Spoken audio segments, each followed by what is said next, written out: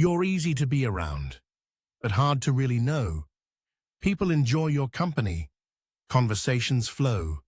You're present, engaged, interested in others.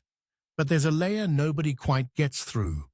A point in every relationship where the depth stops, where you keep things moving rather than let them go somewhere that requires you to show something real.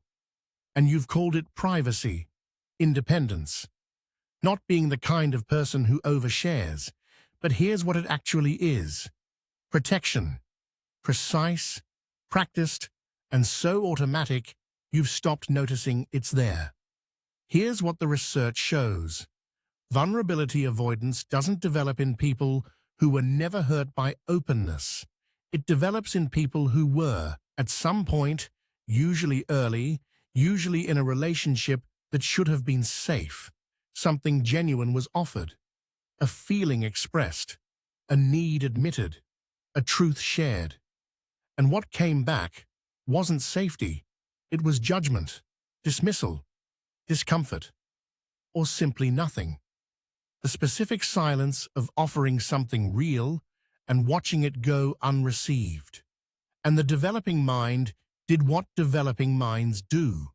It learned that openness has a cost, that being known creates exposure, that the safest version of yourself is the one that gives enough to maintain connection without giving enough to risk real rejection. Psychologists call this earned insecurity, an attachment pattern that develops not from temperament, but from repeated experience of emotional unavailability or inconsistency in early relationships. And its defining feature is this: it works. The person who keeps the layer intact never gets hurt the specific way openness gets hurt. The rejection that lands on the surface stings. The rejection that lands on something real, something you actually offered, actually meant, actually needed the other person to receive. That's the kind that reorganizes things. So the layer stays, because the layer works. But here's what the layer costs. Intimacy requires exactly what the layer prevents. Not the performance of closeness, not the warmth and the humor and the genuine interest in other people. Those things are real and they matter, but they're not the same as being known.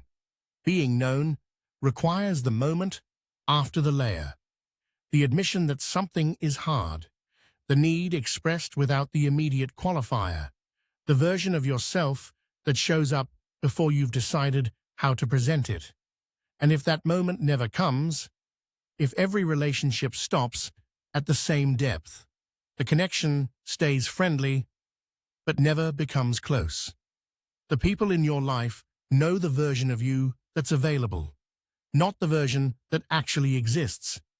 And underneath the protection, something accumulates, the specific loneliness of being surrounded by people who like you, and known by none of them. That loneliness is quiet. It doesn't announce itself. It just sits underneath the surface of a social life that looks fine from the outside and feels incomplete from the inside. Not because the people aren't right, because the layer is always between you and finding out. So here's the question worth sitting with. Think about the last time someone asked how you really were. Did you answer? Or did you keep it moving?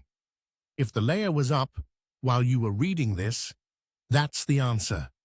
This channel is interested in the psychology underneath the protection most people have stopped questioning.